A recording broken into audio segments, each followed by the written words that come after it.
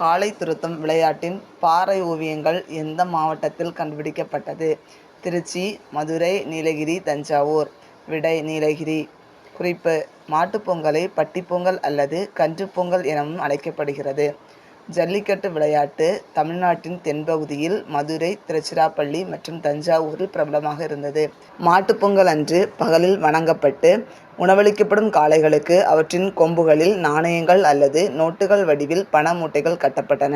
சிறுவர்கள் அத்தகைய காளைகளை துரத்தி சென்று கொம்பில் கட்டியிருந்த பணத்தை மீட்டனர். தவறினால் காளைகள் ஓடிப்போய் மறுநாள் காலையில்தான் காணப்பட்டன. தமிழ்நாட்டில் நாயக்கர் ஆட்சியின் போது இந்த பாரம்பரிய விளையாட்டானது பாதிப்பில்லாத காளைகளை துரத்தும் விளையாட்டாக இருந்தது. ஜல்லிக்கட்டு என்ற தற்போதைய வடிவமாக மாற்றப்பட்டது.